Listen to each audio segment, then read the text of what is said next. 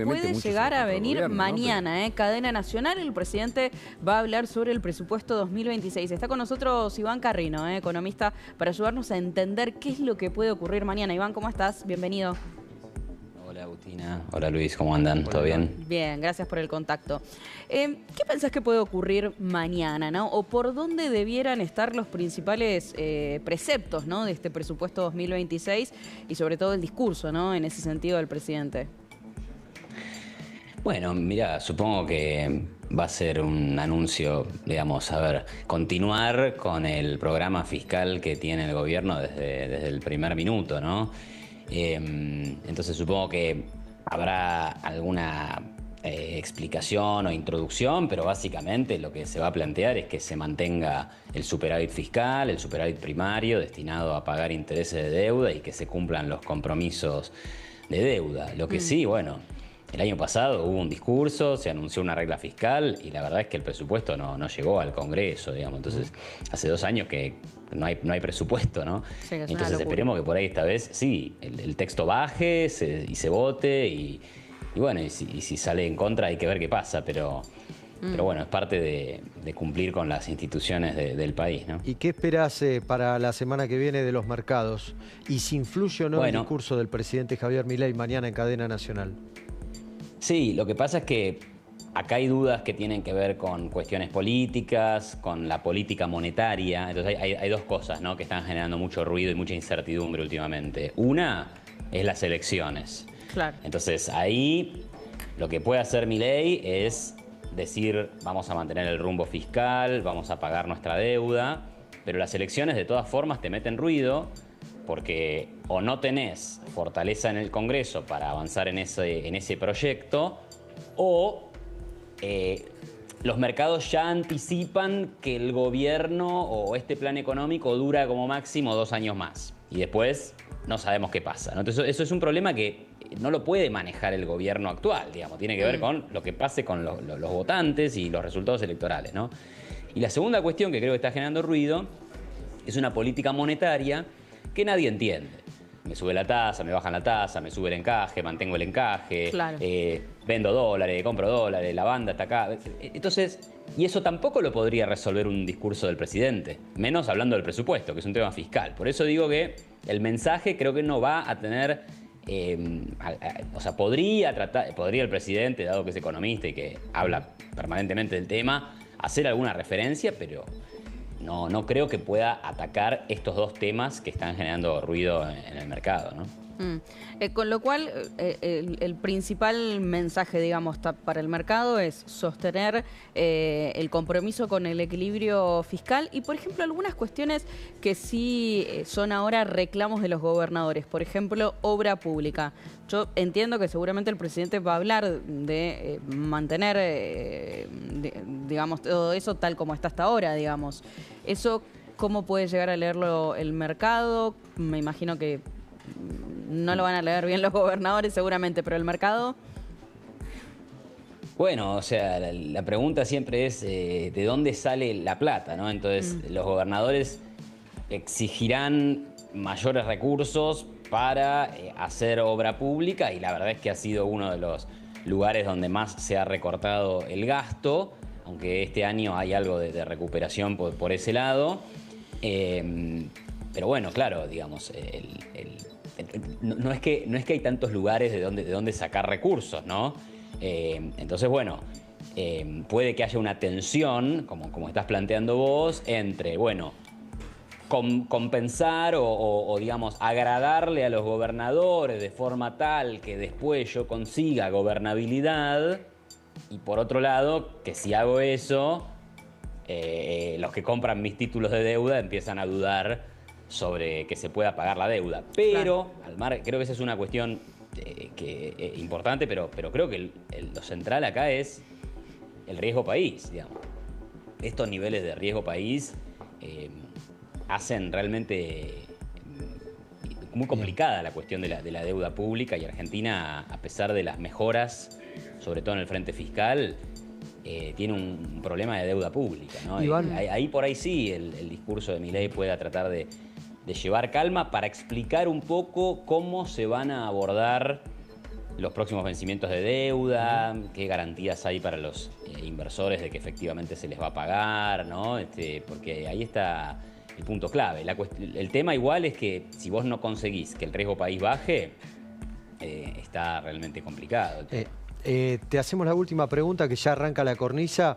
¿Qué puede llegar a pasar con el dólar si el dólar toca y supera la banda?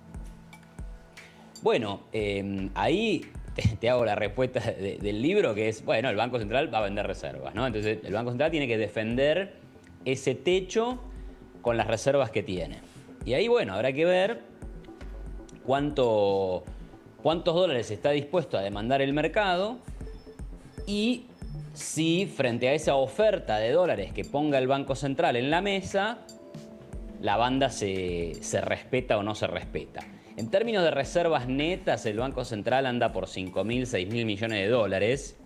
Y si uno transformara, lo digo, por favor, claro, si uno transformara la base monetaria a dólares, da algo así como 25.000 millones de dólares. Pero no es como para alarmarse, no es que, claro, uy, pero hay 25.000 contra 6, entonces esto es un desastre y mañana explota. No, porque no es necesario tener porque uno no es que todos los argentinos vamos a cambiar todos los pesos que tenemos mañana, ¿no? O sea que a veces los números no pueden compararse así tan directamente porque genera un miedo que no se justifica. Clarísimo. Así que habrá que ver, y en cualquier caso hay que, digamos, por supuesto, estar dispuesto a flexibilizar o a modificar si las condiciones lo exigen. Claro. Digamos, hay determinados niveles de riesgo país que son compatibles con un precio para el dólar. Y otros niveles que son compatibles con otros precios, ¿no? Entonces, bueno, habrá que ver. Totalmente. Bueno, lo vamos a seguir bien de cerca. Iván, muchísimas gracias por el contacto. Te mandamos un saludo. Saludos para ustedes, gracias. Y ahora sí, lo saludamos a él, Hugo Machiavelli, está con nosotros. Hoy te hiciste esperar un rato. Que no soy Luis Majul, pero me dice que no hace falta. Y le mandamos un beso a Luis, que se tomó un descanso muy merecido, claramente, ¿no? Qué buen programa hicieron y los informes que además ya anticiparon que vamos a tener en la cornisa son espectaculares. Así que, bueno, en un ratito están de este lado, ¿no? Sí, claro. Ya mismo nos acomodamos y estamos ahí. Tenemos muchos informes, sobre todo de por qué pasó lo que pasó el domingo pasado en La Matanza y un testimonio clave en el corazón del peronismo. No podemos dejar de olvidar las cosas, cómo sigue robando allí en La Matanza, bueno, los que gobiernan siempre, Hugo. Y te vamos a mostrar también, hablando de La Matanza, ¿no? Como mencionaba Luis, ¿qué pasa mientras tanto, no? Porque hay lugares que lamentablemente están, pero realmente muy abandonados, son tierra de nadie. En el medio hay 2, 3 luces que se pueden llegar a cambiar justamente por las elecciones, pero las cuestiones de fondo no cambian. Te vas a sorprender con las imágenes que vas a ver hoy, en la cornisa, son realmente impactantes. Muchas gracias. Así que eso mismo pasará un ratito aquí en la cornisa. Buenas noches a todos. Reiteramos, este es el programa de Luis Majul, de muchos años este programa claramente. Creo que es uno de los más históricos programas políticos y periodísticos de la televisión argentina. Luis se tomó unos días de descanso, pero la información no para. Y me gustaría arrancar el programa tan importante. Es el primero de la semana para un día clave. Mañana habla el presidente Milei. Ya mismo nos metemos con anticipos de lo que puede ser un discurso clave en esta etapa del gobierno, con un concepto que no es un concepto propio, no lo extraímos de algún medio, de algún portal, es un concepto que mencionó el gobierno, que también ya se instaló en los medios, que incluso fue citado con algún teórico de la ciencia política que habla de este concepto, que es el de golpe suave.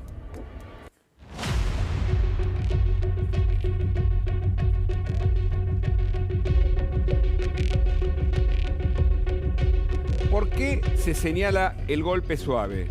Hay al menos 3 aspectos fundamentales que se describen cuando se analiza desde la teoría política el golpe suave, y estos son los conceptos: campañas mediáticas intensivas, es decir, amplío 2 líneas para meternos con una muy buena mesa para discutir estos temas. Se utilizan los medios para debilitar la legitimidad del gobierno, cuestionar su autoridad o generar una percepción de crisis constante. Es decir, el gobierno está en crisis, el presidente necesita salir del lugar donde está, ya no tiene credibilidad, hay que hacerle juicio político, este gobierno no funciona, tiene los días contados, no llega el 27 de octubre, no llega el 27, tiene que cambiar. ¿Esto pasa o no pasa? Es una propuesta que te ponemos delante tuyo para que te preguntes frente a los hechos que ocurren, y después vamos a ver qué pasa con el gobierno en relación a esos hechos, pero que analicemos cómo no es nuevo esto de el golpe suave, el golpe blando. El otro tema, presiones económicas o judiciales, ¿te suena? Claramente, ¿no? El problema de la Argentina en gran medida es económico. Muchos dicen que el gobierno perdió en la provincia de Buenos Aires como un voto castigo porque la gente vive en una crisis. Otros dicen que en verdad fue el desarrollo territorial de los intendentes que tienen, tienen capturado al voto de la gente. Pero se pueden lanzar, esto lo dice la teoría, por eso me remito a un concepto que estoy leyendo. Se pueden lanzar procesos legales o investigar a líderes para desgastar al gobierno desde el ámbito judicial. Es decir, no es solo un embate económico, sino también jurídico. ¿Te suena la operación Españolo? Después veremos, porque acá está el gran desafío de la justicia, cómo sortea la instancia de la operación por audios ilegales, esto es lo que dice la justicia, cómo sortea ese problema que tiene la causa, para después analizar si efectivamente hubo corrupción. Pero ¿cuál fue el impacto? Nosotros lo contamos muchísimos periodistas. El martes se difunden los audios, el miércoles Dalbón presenta en la justicia los audios, a la tarde Leandro Saltoro lo presenta en el Congreso frente a la ley, justamente que se trataba ahí de discapacidad, y ahí a la noche de ese mismo día y el día siguiente la justicia lanza los operativos y los allanamientos. Y el tercer punto, me parece que es el que, a esta altura merece el análisis, por eso con eso nos quedamos para abrir la mesa. Movilizaciones y protestas organizadas.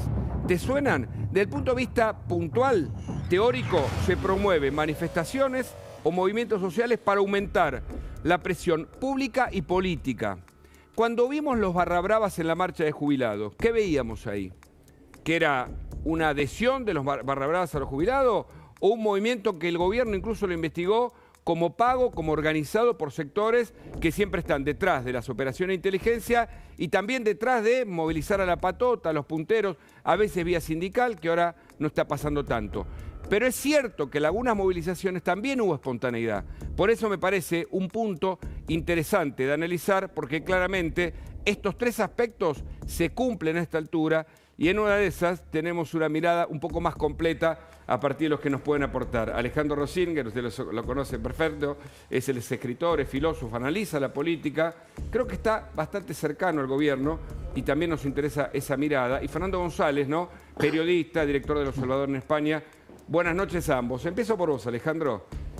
¿Qué te parece esta descripción? ¿Qué ves? Me encanta haber venido a un programa en donde el periodista tiene conciencia respecto del daño que hace el periodismo constantemente. Estoy feliz de mi decisión de haber venido. Yo soy miembro de la Sociedad de Ciudadanos que detestamos a los periodistas, pero creo que vamos a hacer con vos una salvedad. No, me parece que lo que describís como golpe blando es tal cual, tal vez no es blando, sino enmascarado. Es un golpe que no se dice golpe. Lo que vemos es muy claramente que la oposición peronista y la casta en general, la oposición no peronista, es desestabilizadora, no es profundamente democrática, solo quiere gobernar si gobiernan ellos y son incapaces de asimilar la derrota que sufrieron cuando Milei ganó aplastantemente las elecciones nacionales. No se resignan a haber perdido y han perdido y tienen que apechugar con eso y hacerse de abajo. Si quieren algo, no tienen que mentir, tienen que abandonar todas las operaciones, conquistar el voto de la gente. Y por otra parte, me gustaría cerrar agregando, el gobierno no está en crisis en lo más mínimo. Hay una gigantesca operación en contra del gobierno, pero el gobierno no está en crisis. El gobierno está sólido, con una política económica extraordinaria, con muy buena gestión en seguridad, en recursos humanos. Es decir, el gobierno en crisis, las pelotas, si me disculpan. Lo que pasa es que hay una operación de la oposición y del periodismo que intenta desestabilizar a un gobierno que va en contra de los curros y va en contra de todo tipo de negociados y de privilegios. Fernando, ¿hay crisis o no hay crisis? ¿Qué mirada tenés incluso sobre lo que dice Alejandro en esta noche? Estoy contento de estar con Alejandro Rosichner que reniega de haber escrito como periodista, columnas. Yo jamás fui periodista, como jamás fui periodista. Es filósofo Sométame y todo, examen. pero Igual lo es un gran tomamos periodista. con- Cuando lo hace, ahora reniega de la profesión. Pero está todo bien, no lo soy perdonamos, periodista, no hay para ningún nada. problema. Pero yo creo que Alejandro lo que... A ver, no quiero... Está acá, lo puede decir él. Peleemos, peleemos. No, pero... Alejandro, yo creo que vos no tenés, por eso venís a un programa periodístico. Vos te referís a los que son funcionales... Sí, me refiero al 98,5% de los periodistas. Ahí está. Que vos decís que sabemos son dónde estamos, funcionales pero por bueno, No, es que si no vendría aquí. Claro. Yo no hablo con periodistas que no creo periodistas, que son, digamos, operadores. Bueno, ya está. Ese es el punto y lo quería aclarar. Lo que digo es, ¿existe un intento de golpe blando? Sí, claro, existe un intento de golpe blando contra el gobierno. La operación con los audios de Campagnolo tiene todas esas características.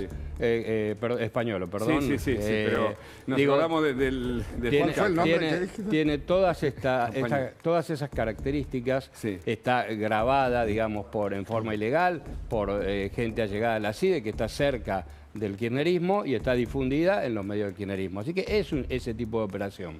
Ahora, después, hay un problema que tiene el gobierno y que si no lo asume, sí puede ser una víctima propiciatoria de un golpe blando, que es que perdió la iniciativa y, al contrario de lo que dice Alejandro, en mi opinión, sí está en crisis porque acaba de recibir una derrota electoral muy, muy fuerte en la provincia de Buenos Aires y necesita retomar esa iniciativa que hace entre 2 y 3 meses que no la tiene. Se pone interesante la mesa.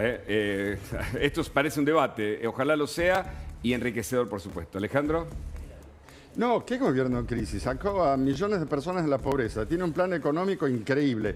Les recomiendo que vean, por favor, la última emisión de Las Tres Anclas, en donde Toto, Caputo y su equipo explican la situación económica. Pero él habló Ahí- de la derrota electoral. Bueno, del domingo. perdón, él habla de lo que quiere, yo hablo de lo que yo quiero. Gobierno súper firme guiando la economía del país como hacía décadas que no sucedía en la Argentina. Y no solo en el nivel de la economía, en muchos otros planos de la gestión. Hablemos de lo que ha hecho Patricia. Gobierno en crisis me parece que es operaciones del periodismo, y no solo los medios kirchneristas son los operadores, también los medios no kirchneristas se suman a todas las operaciones, porque en general parece que todos están más cómodos con el kirchnerismo y con la casta que con la opción Milei, que intenta cambiar completamente el país. Si el gobierno toma una línea como la que sostiene Alejandro, en octubre va a tener otra derrota. Digamos. Lo que Veremos, tiene que veremos. hacer, Siempre se la pasan por hablando de supuesto, cosas que...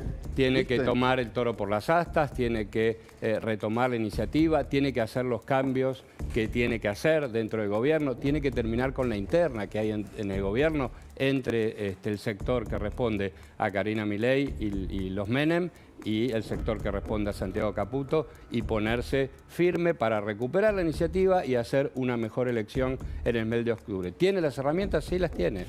Existe el ataque desde el kirchnerismo, existe en toda la línea. Ahora, llorar el golpe blando no es una estrategia acertada. Le pasó a Alfonsín, le pasó a De la Rúa, le pasó a Mauricio Macri. No es llorar, Lo que es tiene que denunciar hacer el golpe es enfrentarla blando, es y hablar tener del una golpe estrategia blando. ¿Cómo mejor. llorar?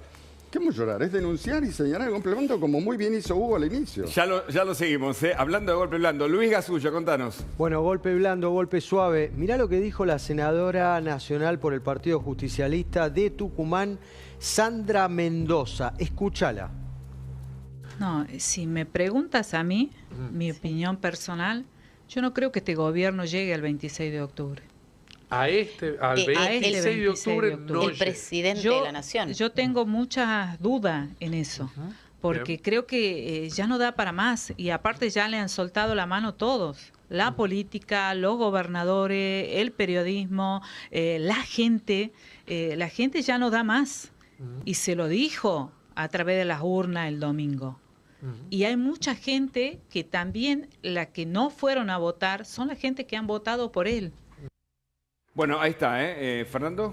¿Qué pensás? Bueno, digo, es una Sandra Mendoza nacional, ¿no? en la misma línea que Sergio Berni, ¿no? Que lo escuchábamos. Que salió también a decir hace unos minutos a salir en la misma línea. Yo en el año 2000, poco antes del gobierno, que el gobierno de la Rúa cayera, entrevisté a Mera Figueroa, a quien era fue ministro del Interior de Carlos Menem. Mera Figueroa decía, la nariz peronista se caracteriza por ser la primera que detecta el olor a muerto político. Mirá. Esta es una característica del peronismo. El peronismo huele sangre y va contra el gobierno no peronista como lo hizo con gobiernos anteriores. Eso... Absolutamente. Alejandro. Absolutamente. Pero evidentemente, volvemos al punto, no solo la oposición, que digamos, una cosa que nos enseñó Milei es que había distinciones dentro de la oposición que eran falsas distinciones, porque cuando llega el momento se juntan todos en contra del gobierno que viene a combatir los curros. Y no solo es el periodismo K, es el periodismo no K también, porque hay un gran conjunto de gente interesada, porque tiene intereses económicos, en mantener a la Argentina hundida en el fracaso. Y por el contrario, el gobierno, con Milei a la cabeza, lo que está haciendo es sacar a la Argentina de ese juego histórico de fracaso que repite errores permanentemente y que tiene falsas causas para esconder curros profundos. Hablando de golpe suave, que fue la hipótesis de trabajo o el planteo para el debate, ¿qué pasó, Agustina, con este tema justamente? Bueno, fíjate lo que dice el exgobernador Felipe Solá, que habla también de una crisis institucional del gobierno, pero da un paso más, porque aventura ya lo que podría llegar a ocurrir si efectivamente Javier Milei dejara el gobierno y, por ejemplo, se plantea qué pasaría si Victoria Villarroel llegara al gobierno. Mirá. A ver.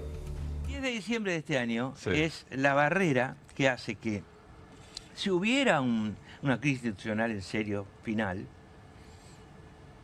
si la vicepresidenta toma el cargo, porque la gente piensa en estas cosas, porque no las podemos pensar en voz alta, tiene que llamar elecciones. Ahora, si pasa el 10 de diciembre no tiene que llamar elecciones, tiene que seguir hasta el 27. Así que, ojo con todas las especulaciones. En el caso de que las cosas ocurran para peor, peor. Yo no quiero que esto signifique un dolor adicional a los argentinos. No quiero eso. Ahora, Felipe Solá hace un montón que no aparecía y de repente salen con una idea que parece guionada, ¿no? Parece guionada. Ahora seguimos con este tema, porque esta semana es clave, porque mañana habla el presidente Milei, porque el miércoles se pueden o no bloquear los vetos presidenciales y porque el jueves, y en un ratito va a estar aquí Daniel Santoro, se abre el secreto de sumario sobre la causa Spanuolo. Pero hablando de veto universitario, aquí con nosotros está Rocío Gómez, justamente, que tiene una opinión, y también vamos a hablar con Federico Domínguez, porque como economista, si finalmente el gobierno tiene que cumplir con la ley universitaria, ¿se rompe el equilibrio fiscal? ¿Qué tal, Rocío? ¿Cómo va? Hola, ¿cómo estás? Un gusto. Bueno, en principio, bueno, concuerdo con el señor. Creo que la libertad avanzada es una consolidación, o sea, ¿Con Alejandro, con Fernando, con los dos? Con Alejandro. Considero que la libertad avanza terminó por conformarse este año y lo va a demostrar en octubre, y ir contra la libertad avanza es ir contra un proyecto país, no contra dos extremos, algo que la oposición nunca tuvo, así que quería manifestar ese pensamiento. Y con respecto al veto universitario, me pareció sumamente razonable el veto a esta ley de financiamiento universitario, que terminaba de ser al fin del día un cheque en blanco a un sistema universitario que es deficiente y poco transparente. Los vamos a ver estos días, y más que nada la gente que va a ir el miércoles a marchar, defendiendo un sistema universitario que para ellos es perfecto, es lo único que funciona, sin hacerse ninguna autocrítica sobre cómo está la situación actual. El sistema universitario actual de base es un sistema que solamente le importa tener estudiantes y no graduados. Los números no los dicen de cómo es la situación actual de esta universidad. La entrada a la universidad se masificó en los últimos 10 años en un 68%, pero los graduados solamente alcanzaron un 18%. Cuando vamos a los números de deserción estudiantil, nos encontramos que los estudiantes entran y salen en el primer año en un total de 43%. Algo sobre los graduados que no quiero que quede en el aire. Sí. Argentina tiene la tasa de egresados más baja de toda la región. Solamente 2 de cada 10 se reciben, y si vamos a ese número de graduados nos vamos a encontrar que solamente el 23% lo hace en tiempo y forma. ¿Y por qué hago hincapié en esto? Sí. Porque este sistema universitario actual, ya que ellos tantos hablan de financiamiento, se basa en uno de los pilares fundamentales es recibir presupuesto acorde a la cantidad de alumnos que tienen. Entonces distorsionó todo el sistema a un sistema donde no le importa tener graduados, solamente estudiantes para aumentar sus cajas, y me parece gravísimo que Argentina o estas personas no discutan estos problemas de base que tiene este sistema universitario actual, que plantean leyes como estas, entre esas pedir un aumento del 1,5% del PBI para 2031, más plata, sin resolver los problemas de fondo que atraviesan los estudiantes, como carreras eternas. No puede ser que Argentina tiene un promedio de recibirse entre 7 y 10 años o nunca, básicamente. Entonces, ahora, para mí va un poco por ahí. Permitime, ¿no? Porque el gobierno también se enfrenta con el Congreso, siempre tuvo minoría en este sentido, Fernando, pero tiene una discusión política ahí, y nosotros hablábamos de lo que está pasando últimamente, ¿no? ¿Coincidís con la idea esta de golpe suave, golpe blando, vos como libertaria que está enfrentando el gobierno? Bueno, como decía, con respecto al veto de universidades y lo que se está generando ahora en universidades, tomas, paros, lo que vimos el otro día, este clima que lo arman, de fondo no tiene un interés genuino sobre las universidades. Lo que proponen, básicamente, o lo que piden, no tiene ninguna lógica al fin del día. La respuesta fácil de ellos es por los docentes, pero usan una causa de los docentes que es histórica para mover un sector de la sociedad que históricamente fue muy aledaño a ellos. Para que me responda la pregunta, ¿coincidís con que hay armado por todas estas fichas que estamos contando a partir de declaraciones? Sí, obvio. Van juntando sectores de la sociedad a través de causas o de problemas que van como despertando en cada una, o inquietudes, por así decirlo, y en esos lugares de la sociedad que despiertan, lógicamente tienen aparato, que es lo único que terminan teniendo para movilizarlo e intentar hacer un intento de Federico desestabilización. Domínguez, ¿vos ves que si se bloquea el veto hay un problema en la estabilidad fiscal, que es una de las claves de las columnas del gobierno? Parte de la estrategia de golpe blando que tiene la oposición es romper el equilibrio fiscal.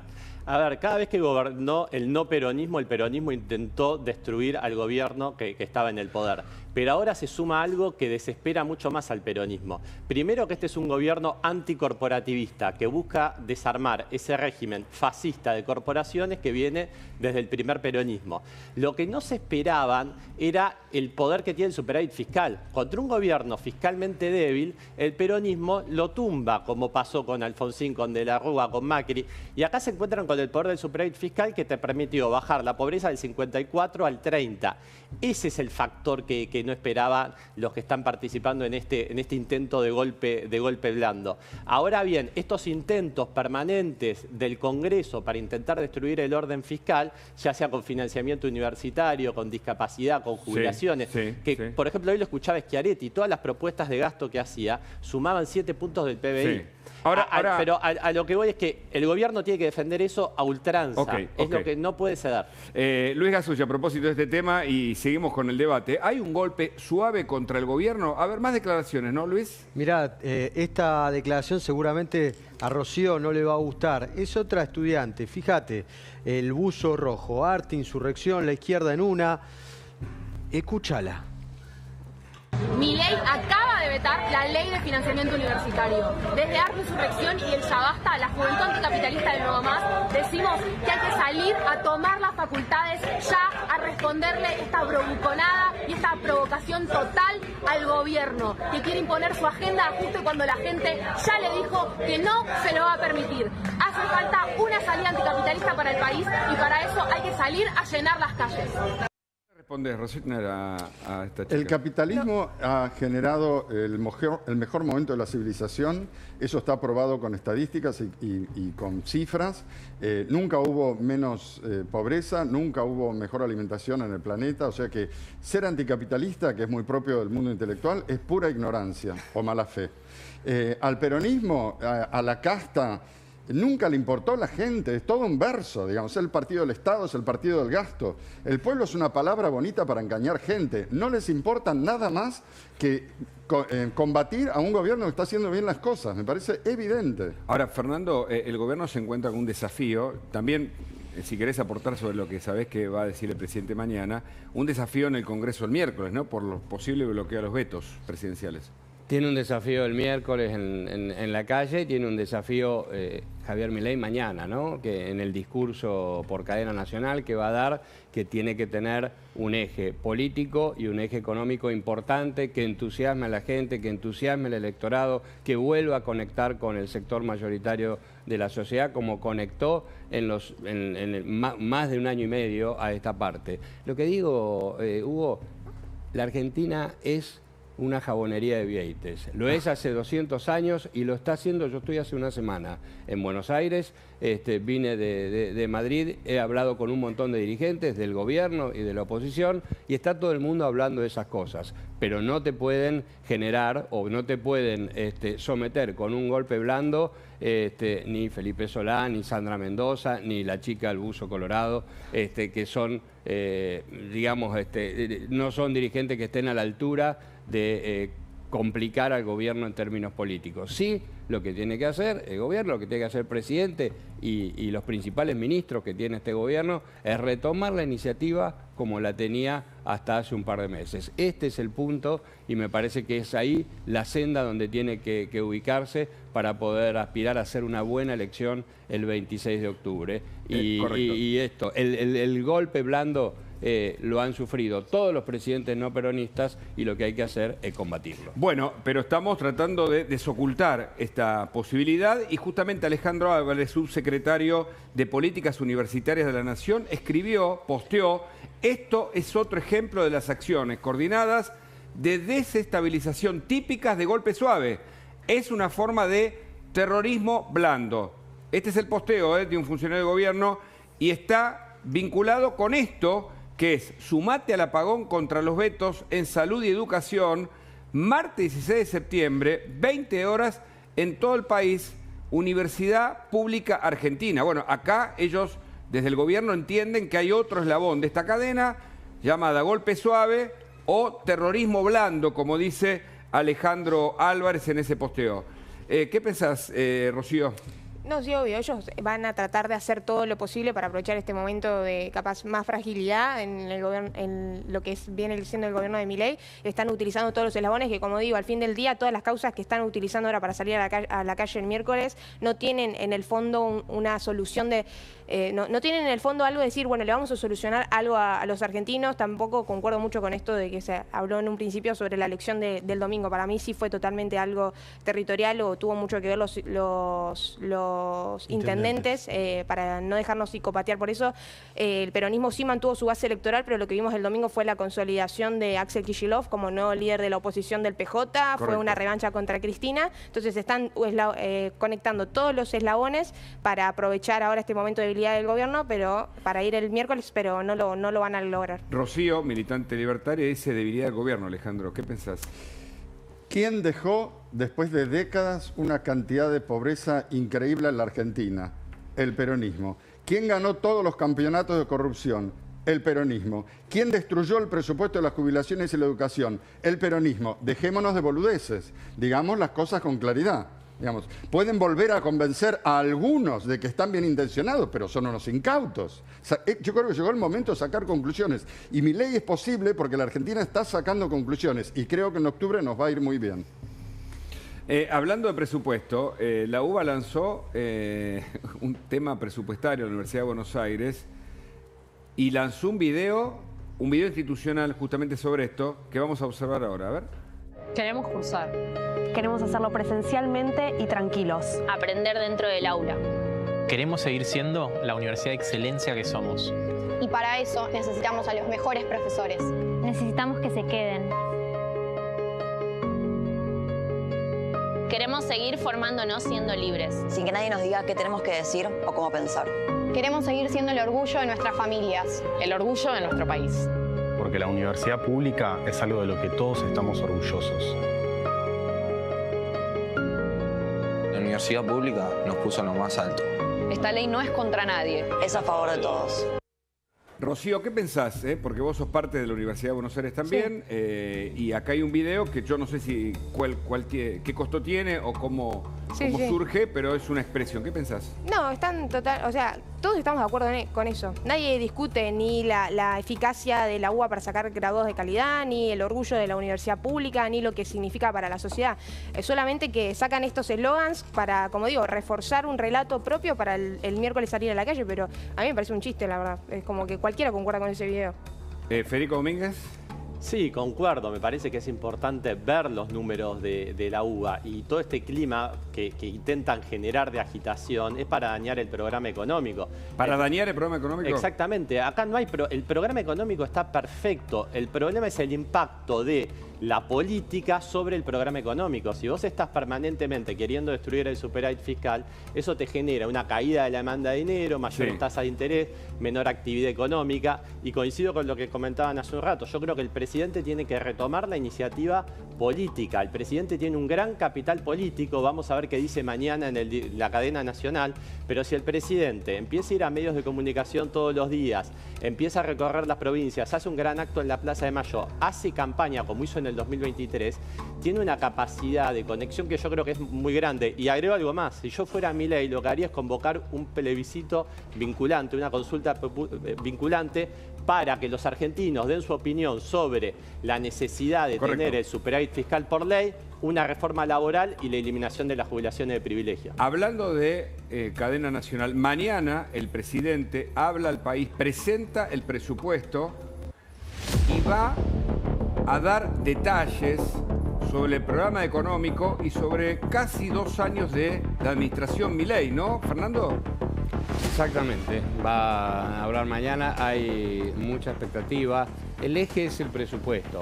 Me parece que el presupuesto no es la prioridad que está en la cabeza de los argentinos, no en la cabeza de quienes integran los llamados mercados económicos, que están más pendientes de lo que puede suceder con el tipo de cambio. Vos decís que va a transparentar la idea, el plan de gobierno de dónde va el dinero de los argentinos, porque un país funciona a partir de lo que recauda y de sus gastos, ¿no?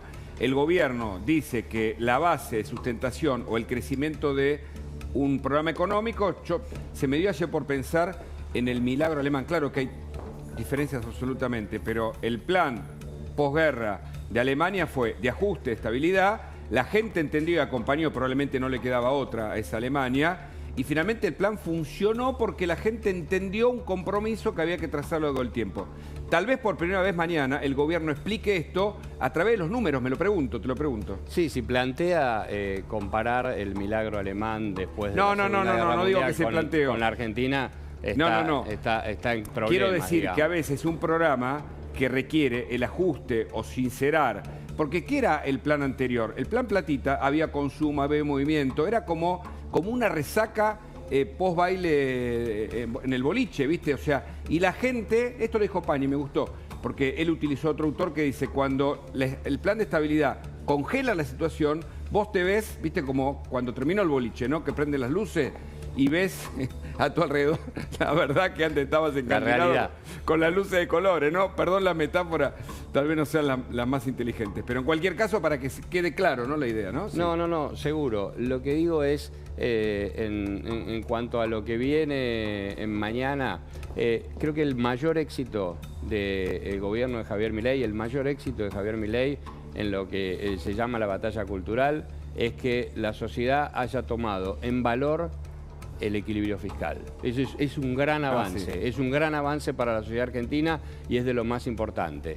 Pero además tiene una elección muy importante en 40 días en la que en general, como toda elección legislativa, se vota por expectativas. Y esas expectativas sobre lo que viene en términos económicos para los argentinos tiene que mejorar, tiene que ser más fuerte, y eso es lo que necesita transmitir y conectar con la sociedad mañana Javier Milei en el discurso en cadena nacional. Alejandro, desde que llegó está escribiendo. Yo no sé si una nota que va a publicar, si alguna de sus clases. Hago dibujos también cuando me aburro. Está dibujando. Cuando me aburro hago dibujos. Pero a propósito de... Eso qué tipo jodido. Pero lo queremos porque justamente utiliza el sarcasmo como parte del lenguaje que está bueno y nos hace reír también. ¿Qué pensás de esto? De lo de mañana, del plan, del programa económico. Yo tengo mucha expectativa. A ver. A mí Milei me ha enseñado muchas cosas. Yo no lo vi venir tampoco. Digamos, yo no voté a Milei la primera vuelta, voté a Patricia. Después, cuando se amigaron, voté a Milei. Y de ahí fue toda una sorpresa, una revelación que sea capaz de desarrollar un gobierno con un semejante nivel de eficacia y de gestión.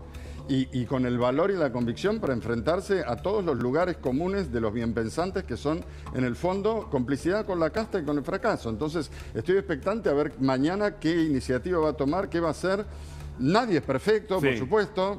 La perfección es digamos, una especie de idealismo absurdo. Sí. Todos estamos metidos en el despelote de vivir y hacemos lo mejor de lo posible, pero dentro de ese contexto me parece que el gobierno realmente es sorprendente en el nivel y la calidad de su gestión. Entonces mañana voy a esperar a ver qué dice. Y nosotros esperamos tu dibujito para el final del programa. Bueno, ¿Te acordás que había un programa? No, al final. No, te lo voy dedicando. Dale, escucha. Federico Domingo, atención a lo que presenta Agustina Girón ahora mismo y así nos responde sobre este tema. Agustina. Bueno, ustedes hablaban recién sobre los planes, el plan actual, el plan anterior. Hablando del plan anterior, miren a quién tengo aquí detrás de mí, Máximo Kirchner. ¿Quieren escuchar lo que dice sobre el plan político económico? A ver, por favor. ¿Qué Sí, dice me imagino. Máximo Kirchner? Mira. Revelador, a ver. La cuestión impositiva en Argentina debe ser abordada de manera madura y en serio. O sea, este gobierno, por ejemplo, bajó bienes personales, digamos, y nadie está viendo que esto haya servido para que la economía argentina se dinamice. O sea, una cosa que tiene que hacer el peronismo, por ejemplo, es poner bienes personales hasta como estaba en el 9 de diciembre. Poner más impuestos, dijo. Entendí mal. No sé, Federico, ¿qué decís? No, esta es una visión soviética de la economía que fracasó en todo el mundo y en Argentina. Por algo el peronismo, cuando comenzó en la década del 40, Argentina era un país desarrollado. Claro. Y cuando se fueron en diciembre del 2023 dejaron 70% de chicos pobres y 54% de pobreza, un nivel de deuda de más de 425.000 millones de dólares, sumado al balance del Banco Central en números negativos y un montón de cuestiones. Por lo tanto, lo que necesita Argentina son consensos. Por eso insisto tanto en que tiene que haber en Argentina algo como puede ser un plebiscito para que el superávit fiscal quede plasmado por ley y sea inamovible. Después podemos discutir un montón de cosas, pero el superávit fiscal no se puede tocar porque vimos todos los beneficios que trajo en estos 21 meses de gestión haber tenido superávit fiscal. Y eso se ve en los números sociales. Ahora, que hay mucha gente que le está pasando mal, sí, por supuesto. Vos tenías 54% de pobres y hoy seguís teniendo 1/3 de los argentinos bajo la línea de la pobreza. ¿A cuánto bajó la pobreza? Y ahora se estima que está en el 30%. Y por otro lado, toda esta volatilidad electoral te afecta a las empresas, a las familias, a todos. Sí. Pero la solución pasa por que hay ciertos consensos que Argentina debe tener y que las urnas tienen que ratificar.